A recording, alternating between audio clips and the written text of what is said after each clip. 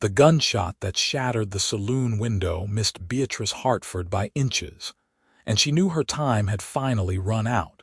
She had been running for 3 months now, ever since that terrible night in Santa Fe when everything went wrong. The stagecoach robbery she had nothing to do with, the marshal who got killed in the crossfire, and her face on wanted posters from New Mexico territory all the way into Arizona. $500. That was what they said her capture was worth, dead or alive. $500 for a crime she did not commit, for being in the wrong place at the wrong time, for having the misfortune of sharing a last name with the actual culprit, her cousin Daniel Hartford, who had disappeared into Mexico the moment the law came knocking. Beatrice dropped to the floor of the Hallbrook saloon, her heart hammering against her ribs. It was July of 1887, and the Arizona heat was merciless, but the sweat on her brow had nothing to do with the temperature. She had been careful, so careful, dyeing her blonde hair darker, wearing plain dresses instead of the fine clothes she once favored, keeping her head down and her voice quiet. But someone had recognized her anyway. "That is her," a voice shouted from outside. "That is the Hartford woman." $500, boys. Beatrice scrambled toward the back door, her worn boots slipping on the sawdust-covered floor. She could hear chairs scraping, men shouting, the sound of greed overtaking whatever sense of decency might have existed in this dusty railroad town. She burst through the back entrance into the alley, the afternoon sun blinding her momentarily. She ran, her lungs burned as she sprinted between buildings, her skirts tangled around her legs. She could hear the pursuit behind her, voices calling out, the thunder of boots on hard, packed earth. Hallbrook was not a large town, just a collection of wooden buildings along the railroad tracks, and there were not many places to hide. She darted toward the livery stable, thinking perhaps she could steal a horse, ride out into the painted desert, and take her chances with the elements rather than with a noose. She never made it to the stable. A hand caught her arm, spinning her around, and she found herself staring up at a tall man with sun-weathered skin and eyes the color of the Arizona sky at dawn. He wore dusty trail clothes, a worn hat pushed back on his head, and a revolver on his hip that looked well used but not drawn. "Easy," he said, his voice low and steady. "Easy now." Beatrice tried to wrench free, but his grip was firm without being painful. Behind her, the shouts were getting closer. She could see the desperation in her own reflection in his eyes. "Please," she whispered. "Please. I did not do what they say I did." The man studied her face for a long moment, and something shifted in his expression. Then he pulled her sideways into the narrow space between two buildings, pressing her back against the sun-hot wood and shielding her with his own body. The mob ran past, their attention focused elsewhere, and Beatrice held her breath until they were gone. When the man stepped back, she could breathe again, but her heart was still racing. "You are Beatrice Hartford," he said. It was not a question. She considered lying, but what was the point? "Yes, the woman wanted for killing Marshal Hendricks in Santa Fe. I did not kill anyone." Her voice came out stronger than she felt. "I was there, but I did not pull any trigger. That was my cousin, and he is long gone." The man tilted his head slightly, studying her. "What is your story?" "Does it matter?" Beatrice felt the hopelessness wash over her. "I have been telling the truth for months. No one believes me. The law wants someone to hang, and I am the one they can find. It matters to me." He said it simply, as though it were the most obvious thing in the world. "Name is Knox Keller. I have a ranch about 15 miles north of here." "Are you going to turn me in for the reward?" Beatrice asked, lifting her chin. She was tired of running, tired of being afraid. If this was how it ended, at least she would face it with whatever dignity she had left. Knox Keller shook his head slowly. No, but we need to get you out of sight before someone else finds you. My wagon is at the mercantile. Can you walk there without drawing attention? Beatrice did not understand. Why would you help me? Because I have seen enough innocent people hang in my life, Knox said. And because I looked in your eyes just now, and I did not see a killer. I saw someone who is scared and alone and telling the truth. She wanted to cry, but she had learned months ago that tears solved nothing. Instead, she nodded. I can walk. Knox took off his duster coat and draped it over her shoulders, effectively hiding her dress and changing her silhouette. He pulled her hat down lower over her face. Stay close. Act like you belong. They walked through Hallbrook like they had every right to be there. Like Knox was just a rancher finishing his business in town, and she was someone helping him carry supplies. Beatrice kept her breathing steady, her gaze forward. Men ran past them twice, hunting for the fugitive, but they did not look twice at the woman in the oversized coat beside Knox Keller. The wagon was loaded with supplies: flour, sugar, coffee, rope, nails. Knox helped her up onto the seat as naturally as if they had done this 100 times before, then climbed up beside her and took the reins. The horses, a matched pair of sturdy bays, started forward at his command, pulling the wagon north out of Hallbrook at a steady pace that did not draw attention. Beatrice did not speak until they were well clear of town, until the buildings were small behind them and there was nothing around but desert scrub and distant mesas painted in shades of red and orange. You are making a mistake, she said quietly. Helping me could get you arrested too. Knox kept his eyes on the trail ahead. Maybe, but I do not think so. You do not even know me. No, he agreed. But I know men. I know when someone is lying to save their skin, and I know when someone is telling the truth even though it will not save them. You are the second kind. Beatrice pulled his coat tighter around herself, though the heat was oppressive. Marshall Hendricks was a good man, they say. He had a wife, children. I am sorry he is dead, even though I had nothing to do with it. Your cousin Daniel did it. Yes. Beatrice closed her eyes against the memory. We were traveling together to California. I thought it was just a trip, a chance to see the West before settling down. I did not know Daniel had fallen in with outlaws. They planned the robbery, but the marshal was on that stage. When he tried to stop them, Daniel panicked and shot him. Then they all scattered, and I was the only one the law could catch. Daniel and I look alike, same build, same coloring. Witnesses said they saw a Hartford, and I am the Hartford they found. Knox was quiet for a moment, processing this. Where is your family? Dead. My parents died of fever 5 years ago in Missouri. Daniel was my only living relative, and now I wish I had never met him. The bitterness in her voice surprised even herself. The ranch appeared on the horizon after nearly 2 hours of travel, a collection of buildings arranged around a central yard, with corrals and a barn and a windmill that turned slowly in the hot breeze. It was modest but well-maintained, the kind of place built by someone who understood the land and respected it.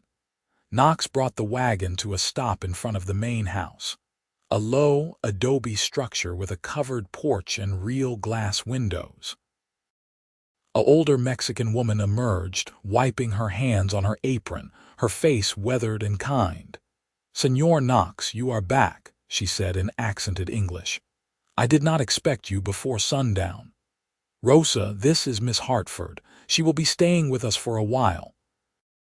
Knox climbed down from the wagon and helped Beatrice down with a hand that was surprisingly gentle for its calluses. "She needs a safe place." Rosa's dark eyes took in Beatrice's appearance, the too large coat, the exhaustion in her face, the fear she could not quite hide. The older woman nodded once. "The guest room, yes, I will prepare it. Thank you." Knox turned to Beatrice. "Rosa runs this house and has for 10 years. You can trust her with your life. "You do not have to do this," Beatrice said again, because she could not quite believe it was real. "I know." Knox met her eyes, and there was something in his expression that made her chest tighten. "But I am going to anyway." That night, after Rosa had fed her a proper meal and shown her to a small but clean room with a real bed, Beatrice lay in the darkness and tried to understand what had happened. A stranger had saved her life today, had risked his own freedom to give her sanctuary. She did not know what to do with that kindness, how to repay it, or even if she could. She heard footsteps on the porch outside, the creak of wood under boots. Through the window, she could see Knox standing in the moonlight, looking out at the dark expanse of his land. He stood very still, like a man thinking through something important, and Beatrice wondered what he was planning. The next morning she found out.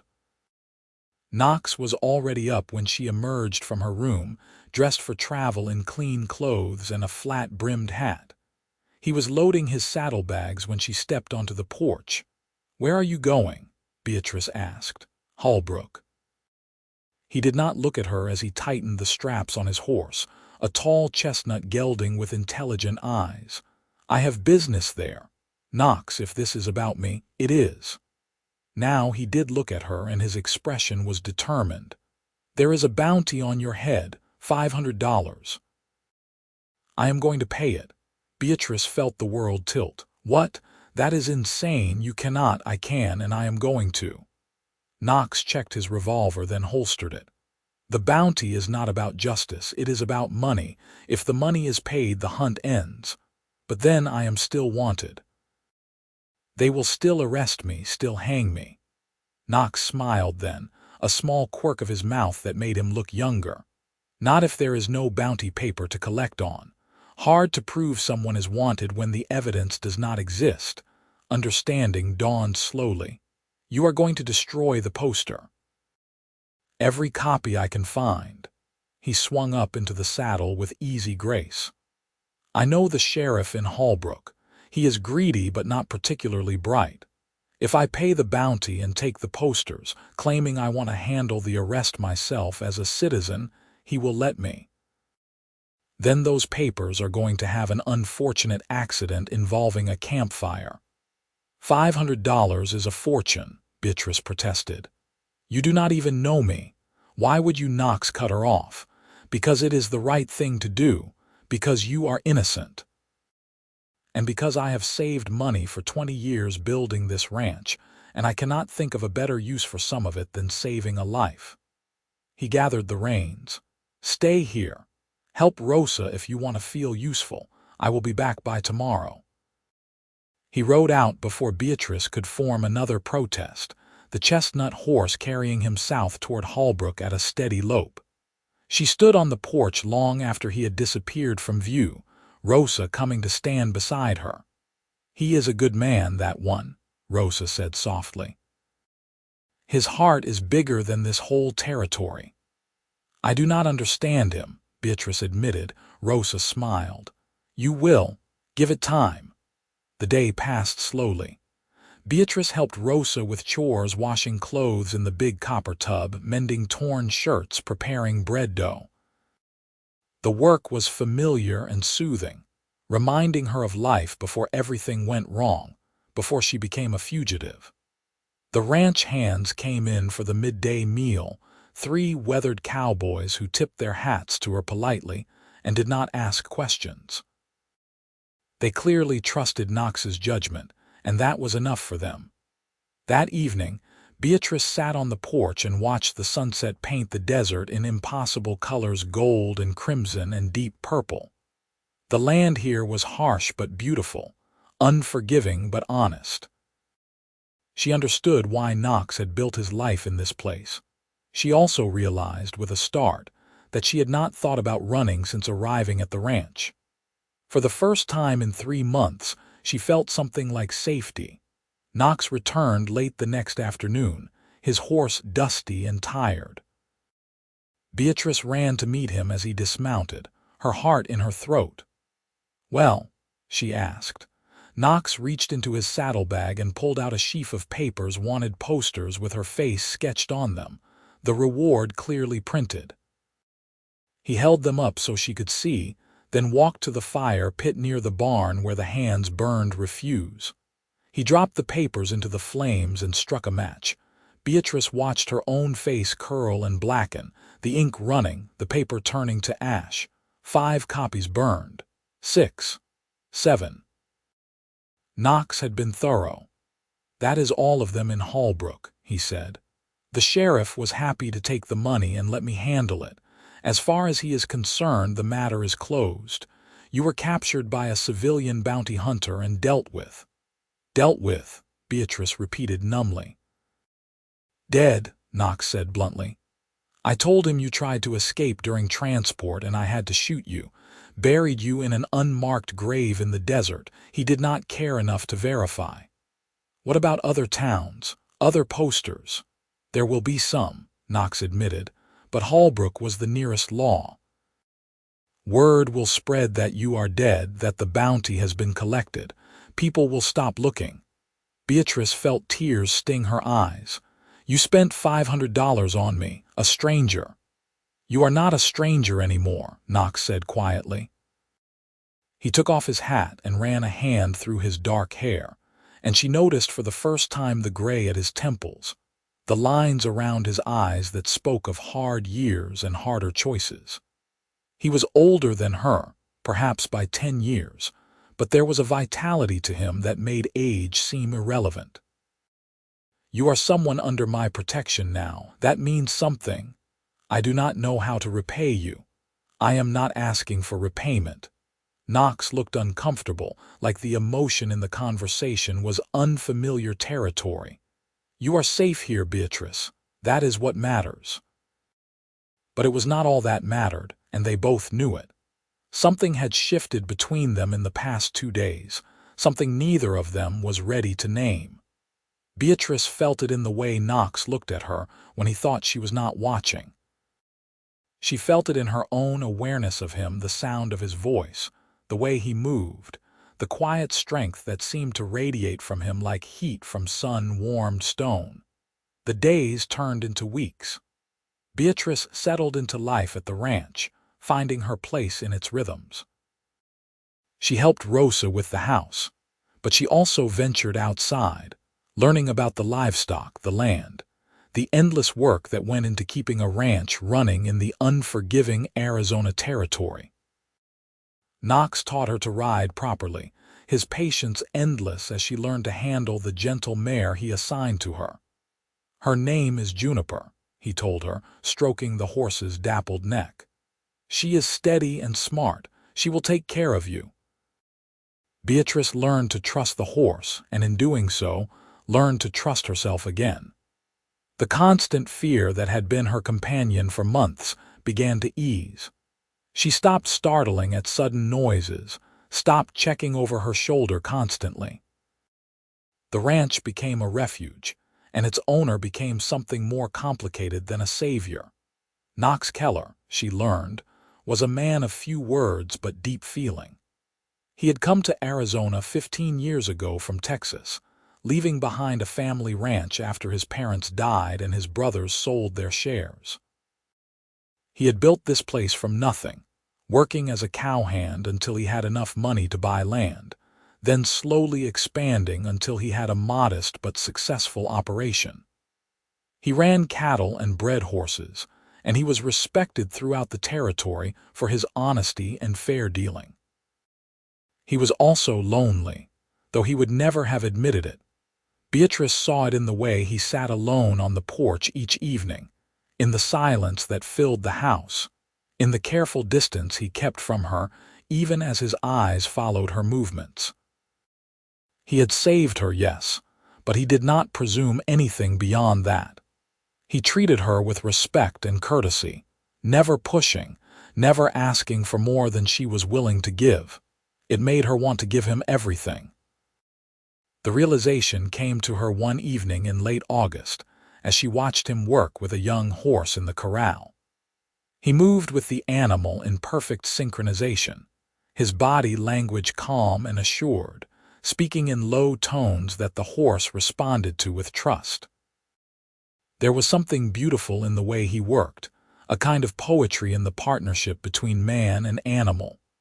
Beatrice felt her heart constrict, a physical ache that she recognized with sudden clarity. She was falling in love with Knox Keller. The thought terrified her. She had no right to love him, not when he had given her so much and asked for nothing in return. She was a fugitive living under his protection, a woman with no past and an uncertain future. What could she possibly offer a man like Knox? But the heart, she discovered, did not care about logic. That night after supper, Knox found her standing by the windmill, watching the stars emerge in the darkening sky. The desert air had cooled with sunset, and the breeze carried the scent of sage and dust. "You are quiet tonight," he said, coming to stand beside her. "I was thinking," Beatrice said, "about—" She hesitated, then decided on honesty. She owed him that much. "About you, about what you did for me." Knox shifted his weight, uncomfortable. "Beatrice, no, let me say this." She turned to face him, her heart hammering. "You saved my life. Not just from the law, but from myself. I was giving up, Knox. I was ready to let them catch me, let them hang me, because I did not see the point in fighting anymore.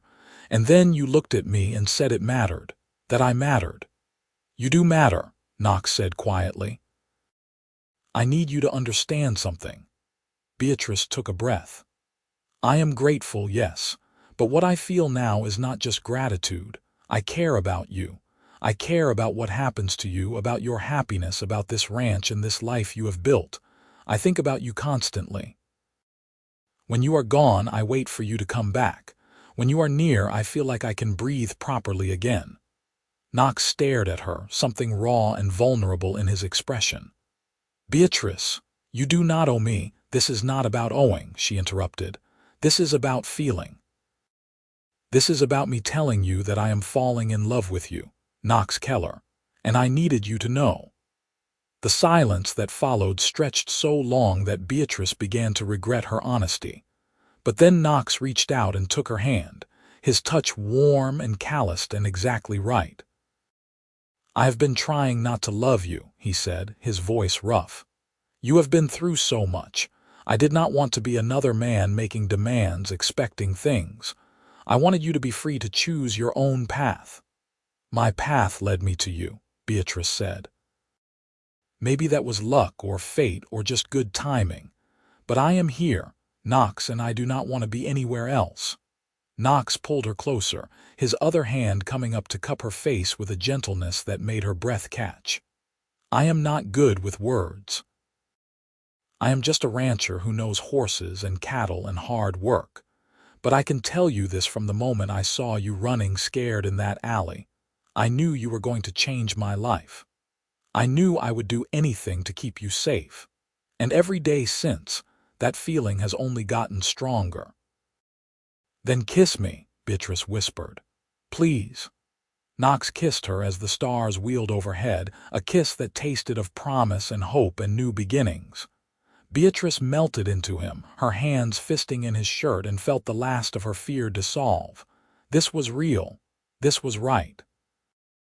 This was the life she was meant to have.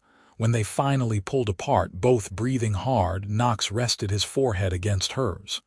"Stay," he said. "Not as someone I am protecting. Stay as my partner, my equal. Stay because you want to build a life here with me." "Yes," Beatrice said, no hesitation. "Yes to all of it." They were married in late September by a circuit preacher who came through Holbrook. Rosa wept happy tears and insisted on making a feast. The ranch hands gave them a hand-carved wooden box as a gift, meant for storing precious things. The ceremony was simple, held in the ranch yard with the desert stretching endlessly in all directions. But Beatrice had never felt anything more sacred. She became Beatrice Keller, and in doing so, left Beatrice Hartford behind forever. The law had stopped looking for her. The wanted posters were long gone. Daniel, she heard through occasional news, had been killed in a gunfight in Sonora. That chapter of her life was closed. This new chapter was everything she never knew she wanted. Marriage to Knox was both easier and more complicated than Beatrice had imagined. The physical attraction between them was undeniable. Knox touched her like she was precious and wild all at once, and Beatrice discovered a passion in herself she had not known existed. But beyond the physical, there was partnership. Knox taught her to manage the ranch books, to understand the business side of cattle and horses. Beatrice took over the household management completely, working alongside Rosa to ensure the ranch ran smoothly.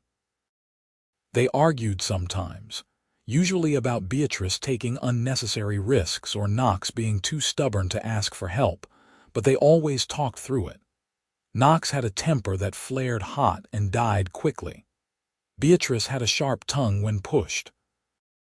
But beneath it all was a bedrock of respect and love that made the rough moments bearable. The first winter was hard.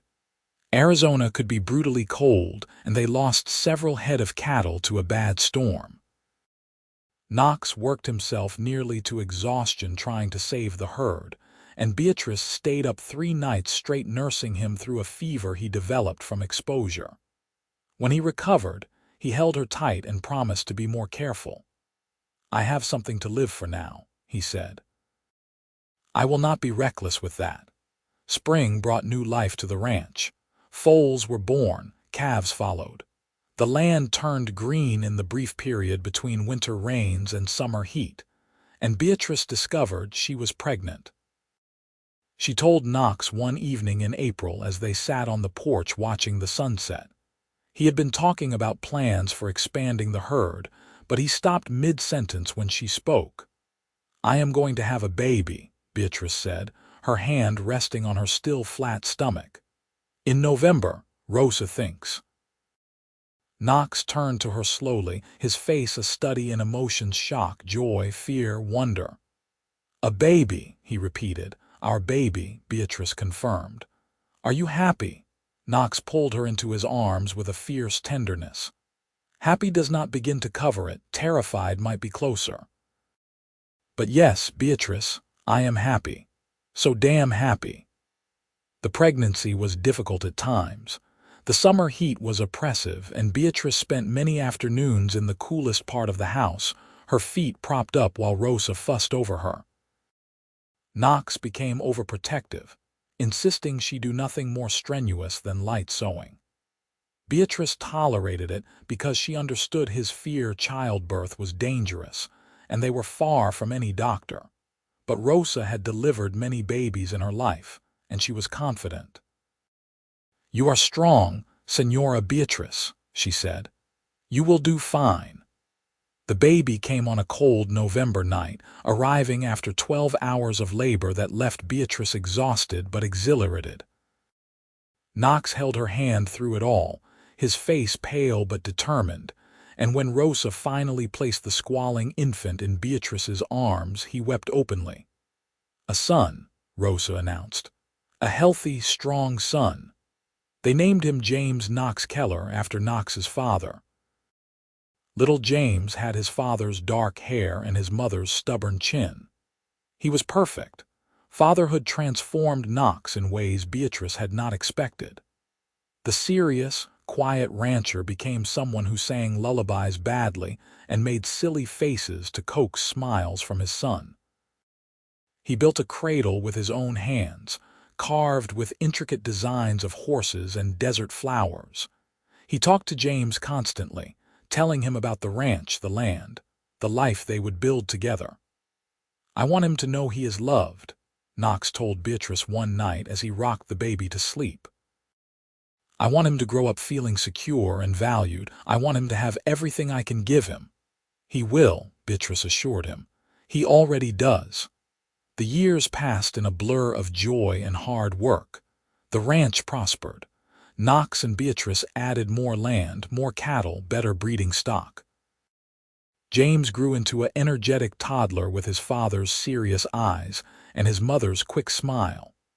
He loved the horses most of all, trailing after Knox whenever possible, his small hand clasped tight in his father's large one.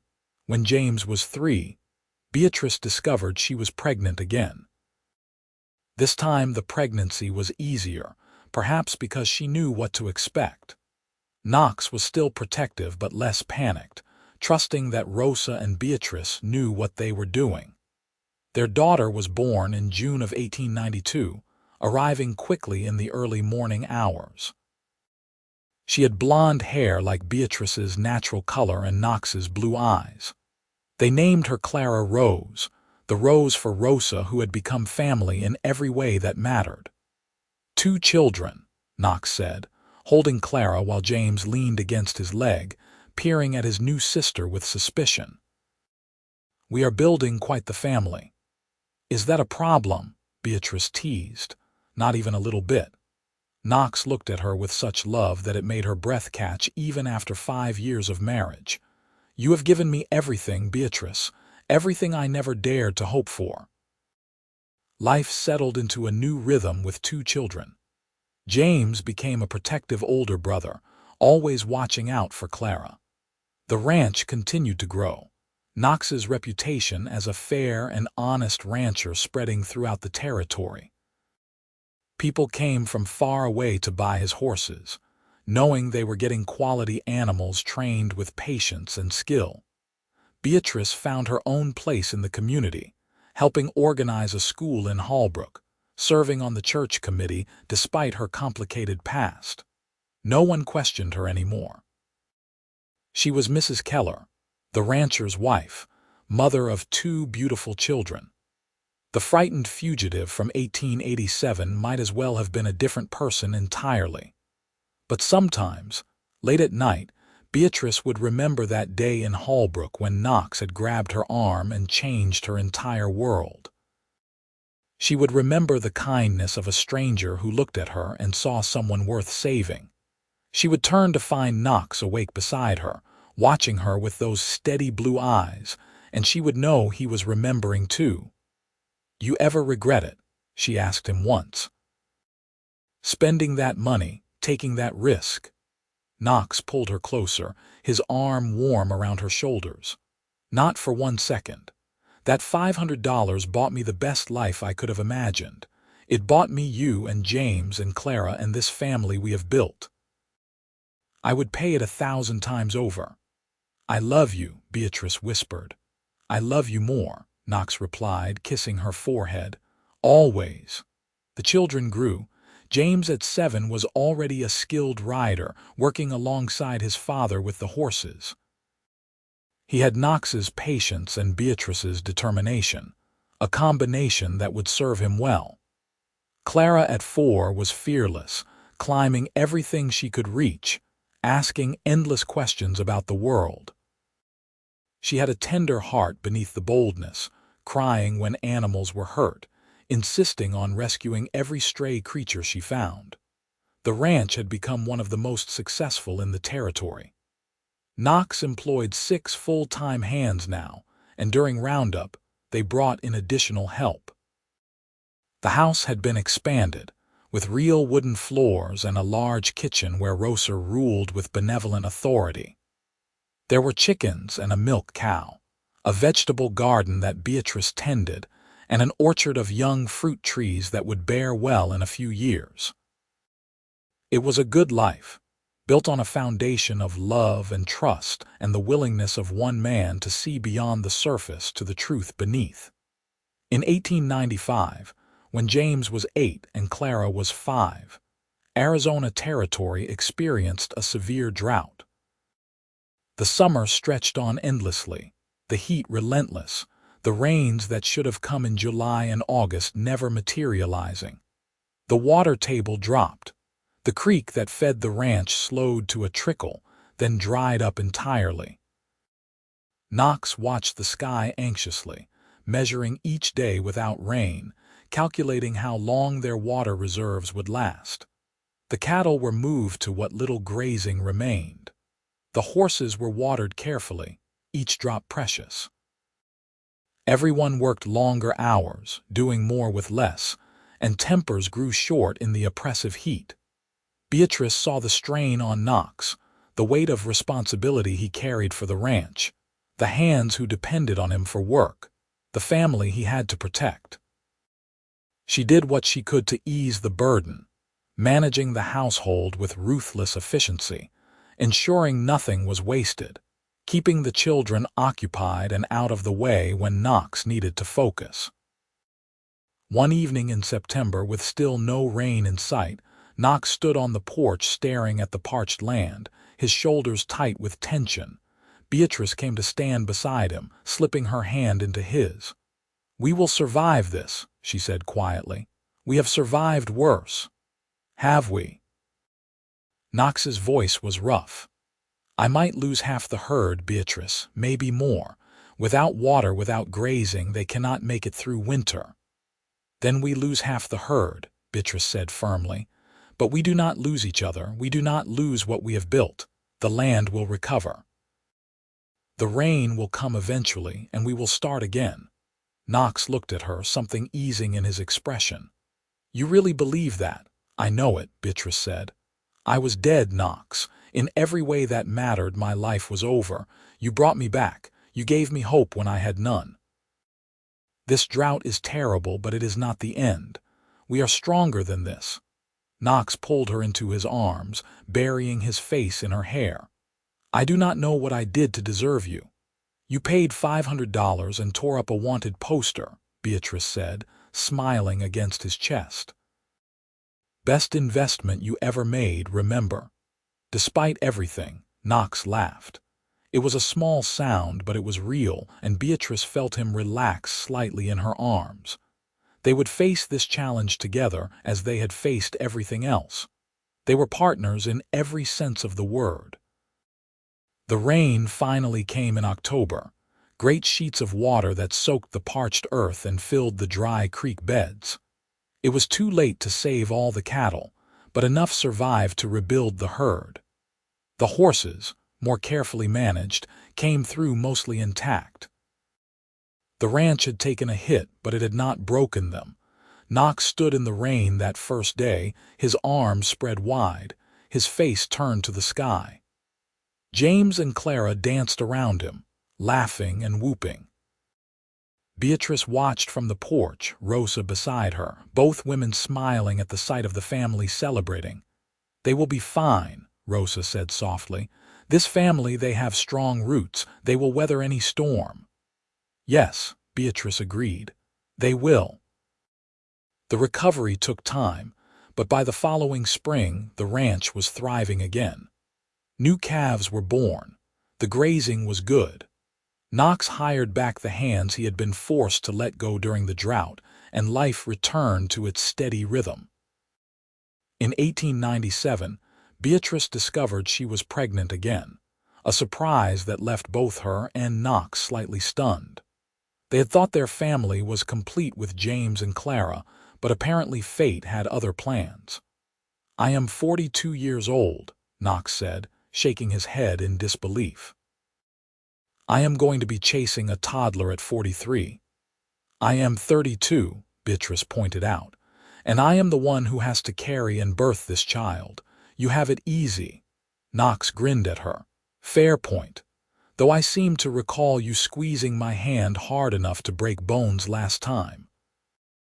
"You are lucky I did not break more than that," Beatrice retorted, but she was smiling.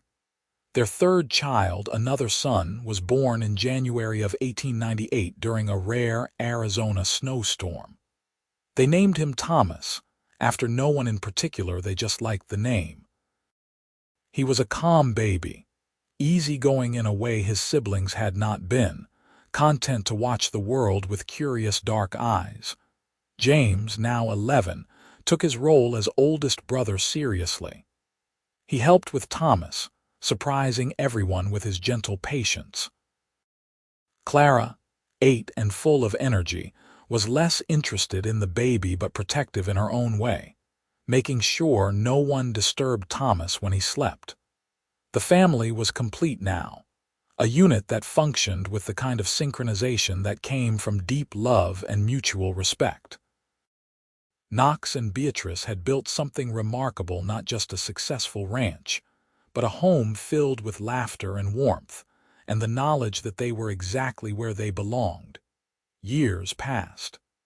James grew into a young man, tall and serious like his father, planning to take over the ranch someday. Clara developed a talent for drawing, filling sketchbooks with detailed pictures of horses and landscapes. Thomas, the unexpected gift of their later years, was turning into a charming boy who could talk anyone into anything. Knox and Beatrice aged together, gray creeping into their hair, lines deepening around their eyes, but their love never wavered. If anything, it grew stronger with each passing year, tempered by trials and enriched by shared joys. In 1905, on a warm evening in July, Knox and Beatrice sat on the porch watching the sunset. James was out with the hands, working cattle. Clara was in the house, working on a drawing to give to her teacher when school started in the fall. Thomas was chasing the barn cat, his laughter floating across the yard. 18 years, Beatrice said softly. Has it really been 18 years since that day in Holbrook? 18 years, 2 months, and 11 days, Knox replied. Not that I am counting. Beatrice laughed. You remember the exact day. I remember the exact moment, Knox said. The exact second I grabbed your arm and looked into your eyes and knew my life had just changed forever. Mine too. Beatrice leaned her head on his shoulder. I was so scared, so certain it was all over. And then you appeared like some kind of avenging angel and decided I was worth saving.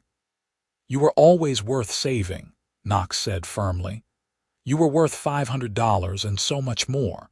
You were worth everything. We built a good life, Beatrice said, looking out at the ranch, at the land they had worked so hard to tame, at the children who represented their love made manifest. A really good life. The best life, Knox agreed. He turned to her, his blue eyes still bright despite the years, still filled with the same steady devotion she had first seen in that alley. Thank you, Beatrice, for staying, for loving me, for giving me a family and a reason to wake up every morning grateful to be alive. Thank you for seeing me, Beatrice replied, her voice thick with emotion. For looking past the wanted poster and the accusations and seeing the truth, for being brave enough to act on that belief. Knox kissed her then, a sweet, lingering kiss that tasted of shared history and promised future. When they pulled apart, Thomas had stopped chasing the cat and was watching them with a disgusted expression. Gross, he announced. Parents should not kiss. Wait until you fall in love, Knox called back. Then you will understand. Never happening, Thomas declared, running off again. Knox and Beatrice laughed together, the sound mingling with the evening breeze. They sat in comfortable silence as the stars began to emerge, two people who had found each other against all odds and built something lasting. The bounty on her head had been $500. Knox had paid it without hesitation and destroyed the evidence of her alleged crimes. In doing so, he had given Beatrice her life back, and in return, she had given him a life worth living. It was, they both agreed, the best bargain either of them had ever made. As the years continued to roll forward, the Keller family became an institution in Holbrook and the surrounding territory. James married at 22, bringing home a sweet-natured young woman named Sarah who fit into the family seamlessly. They built a house on the ranch property, close enough to help with the work but far enough to have their own space. Within a year, they made Knox and Beatrice grandparents with the birth of a daughter they named Beatrice, after her grandmother. Holding her namesake for the first time, Beatrice Keller wept. She thought about that frightened woman running through an alley, certain she was about to die or be captured. She thought about all the twists of fate that had brought her to this moment: grandmother, ranch matriarch, beloved wife. It seemed impossible that this was her life. "What are you thinking?" Knox asked, watching her with the baby. "I am thinking about miracles," Beatrice said, "and second chances, and how one person's kindness can change everything." Clara, at 18, announced she wanted to attend a teacher's college in Phoenix. Knox was hesitant. Phoenix was far, and the world could be dangerous for young women, but Beatrice understood Clara's need to spread her wings. "Let her go," Beatrice told Knox in the privacy of their bedroom. "She is smart and capable and brave. She needs to see what is out there to choose her own path." "Like you would have done if you had been given the chance," Knox asked quietly. "Like I did," Beatrice corrected. "I chose you, Knox. I chose this life. But I need Clara to make her own choices, to know that she has the freedom we fought so hard to give her." Knox relented, and Clara went to Phoenix. She wrote long letters home, filled with descriptions of her classes and new friends. She came home for holidays, more polished each time but still fundamentally their Clara. And eventually she returned to Holbrook to teach at the school her mother had helped establish years earlier. Thomas, the baby who was now a lanky 16-year-old, showed promise as a horse trainer. He had inherited his father's gift with animals, that intuitive understanding that could not be taught. Knox began training him seriously, passing down decades of knowledge. "He is good," Knox told Beatrice one evening, watching Thomas work with a difficult colt. "Really good. Maybe even better than me." "He learned from the best," Beatrice said, squeezing her husband's hand. Knox was 60 now, his hair more silver than dark, his body still strong but showing the wear of decades of hard labor. Beatrice was 50, her face lined but beautiful, her hair shot through with gray she made no effort to hide. They had earned every year, every wrinkle, every gray hair. In 1912, Arizona achieved statehood, transitioning from territory to the 48th state in the Union. The Keller family celebrated with the rest of Holbrook, attending the festivities in town, watching the flag with its new star being raised. It felt symbolic somehow, this official recognition of the place they had built their lives. "We are part of history now," Clara said, standing with her parents as the speeches droned on. "Arizona citizens, not just territorial residents." "We were always part of history," Knox replied. "We just did not make a fuss about it." That summer, James and Sarah's second child was born, a son they named Knox. The elder Knox held his grandson and namesake with tears in his eyes, marveling at the continuation of the family line, at this tangible proof that what he and Beatrice had built would last beyond them. "4 generations connected to this land now," he said to Beatrice. "Your bloodline and mine mixed together, rooted here. That means something." "It means everything," Beatrice agreed. As they aged, Knox and Beatrice began to step back from the daily operation of the ranch, trusting James and Thomas to handle more of the work. It was not retirement. They would both work until they could not anymore, but it was a gradual easing, a recognition that they had done their part and could now enjoy the fruits of their labor. They took to sitting on the porch each evening, watching the sunset and talking about everything and nothing. Sometimes they were silent, simply enjoying each other's presence. The comfort between them was bone deep, built on decades of shared experience. "Do you ever think about what your life would have been like if I had not been in Holbrook that day?" Knox asked one evening in 1915, when they were 63 and 53 respectively. "I try not to," Beatrice admitted, "because that version of me probably did not survive very long. I was at the end of my rope, Knox. If you had not intervened, someone else would have caught me and I would have hanged for something I did not do." "Or you would have escaped," Knox suggested, "made it to Mexico or California, started a new life somewhere else." Beatrice shook her head. "No. I was done running. I was done fighting. You gave me a reason to fight again, a reason to believe there was still good in the world." She took his hand, her fingers threading through his automatically after so many years. "This life with you, with our children and grandchildren, this is beyond anything I ever dreamed of having." "Same," Knox said simply. "I thought I was going to spend my life alone, married to the ranch and nothing else. And then this beautiful, terrified woman ran into my life and changed everything."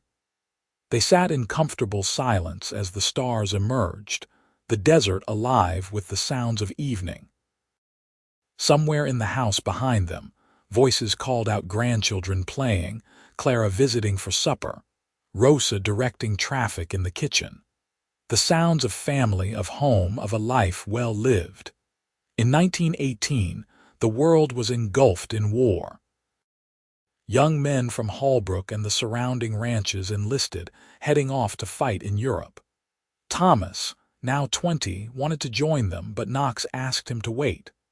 "The ranch needs you," Knox said, though they both knew that was not the whole truth. The real truth was that Knox could not bear the thought of losing his youngest son to a foreign war. "Please, Thomas, let others go first. If it is still needed, you can go later." Thomas, who loved his father and understood the fear behind the request, agreed to wait. As it turned out, the war ended before his enlistment would have been required, and the Keller family was spared that particular grief. But others were not so fortunate. Boys from Holbrook did not come home. Families mourned. The whole community felt the weight of loss, and the Kellers did what they could to help, providing beef at cost to struggling families, hiring on men who needed work, being the kind of neighbors they had always tried to be. The years after the war were prosperous. The ranch thrived. James proved to be as capable a manager as his father, and Thomas's reputation as a horse trainer brought buyers from across the state and beyond. Clara married a merchant from Holbrook, a kind man who adored her, and they had 2 children who became fixtures at the ranch. Knox and Beatrice watched it all with the satisfaction of people who had built something lasting. Their legacy was not just the ranch, though that was significant. Their legacy was the family they had created, the love they had nurtured, the example they had set of what partnership and devotion could look like. In 1923, Knox fell ill with pneumonia. At 71, his body did not fight off the infection as easily as it might have decades earlier. For 2 weeks, Beatrice sat by his bedside caring for him, willing him to recover.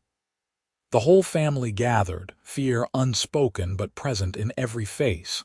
But Knox was stubborn, and he was not ready to leave Beatrice yet. He fought his way back to health, emerging from the illness thinner and weaker, but alive. The first thing he did upon being able to stand was walk to the porch and look out at his land, reassuring himself it was all still there. "I am not done yet," he told Beatrice, his voice raspy but determined. "I still have years left with you." "You better," Beatrice said, trying to sound stern but failing completely. "I did not save you from pneumonia just to have you give up now." Knox laughed, then coughed, and Beatrice fussed over him until he promised to rest. But they both knew the scare had changed things. They were not immortal. Time was finite, and they needed to make the most of whatever they had left. They did exactly that. Knox recovered fully over the following months, regaining his strength and vitality. He and Beatrice took to spending even more time together, taking slow rides out to their favorite spots on the ranch, sitting under the stars and reminiscing about their years together, holding hands like young lovers even as their hair silvered and their bodies slowed. "I would do it all again," Knox told her one night. "Every moment, every struggle, every triumph, I would choose you every single time." "Even paying $500 for a wanted fugitive," Beatrice teased. "Especially that," Knox replied. "Best money I ever spent." They celebrated their 35th wedding anniversary in 1923 with the entire family gathered at the ranch. James and Sarah, their 3 children, Clara and her husband and their 2 children, Thomas and his new bride, Rosa, who was now ancient but still present and sharp as ever. The house was filled with love and laughter, multiple generations of Kellers and those who had married into the family. Knox stood to make a toast, his voice strong, his eyes bright. 35 years ago, I married the most remarkable woman I have ever known. She was running from a past she did not deserve, and I was a lonely rancher who did not know what he was missing. Together, we built this family, this legacy. Everything you see here, this ranch, these children and grandchildren, this life, it all started because I looked at a scared woman in an alley and decided she was worth believing in. He turned to Beatrice, raising his glass. You were worth believing in then, and you are worth believing in now. You are worth everything, Beatrice Keller. Thank you for 35 years of love, partnership, and adventure. Here is to 35 more. They all drank to that, though everyone knew 35 more years was unlikely, but it did not matter. What mattered was that they had this moment, this gathering, this tangible proof that love could triumph over circumstance. As the evening wore on and the grandchildren were put to bed and the guests dispersed to their various accommodations, Knox and Beatrice found themselves alone on the porch once more, their familiar spot, their haven. It was a good life, Beatrice said softly. It is a good life, Knox corrected. We are not done yet. No, Beatrice agreed, leaning into him. We are not done yet. They sat together under the Arizona stars, 2 people who had found each other against impossible odds and built something beautiful. The bounty on her head had been more than she was worth, but a cowboy had paid it anyway and tore up the paper, betting everything on a stranger who turned out to be his destiny. It was, in the end, a bet they had both won. The Keller family continued to prosper through the 1920s. The ranch adapted to changing times, incorporating modern techniques while maintaining the core values Knox had instilled from the beginning: respect for the land, fair treatment of workers, quality over quantity. The Keller brand became synonymous with excellence in the region. Knox and Beatrice aged gracefully into their 70s, still active but more content to observe than participate in the daily grind. They became the heart of the family, the ones everyone came to for advice, comfort, and connection to the past. Knox told stories about the old days, about taming wild horses and surviving droughts.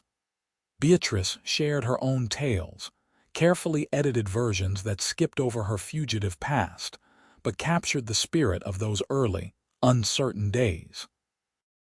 Only the oldest family members knew the full truth. James, Clara, and Thomas had been told the story when they were adults, sworn to secrecy not out of shame but out of caution.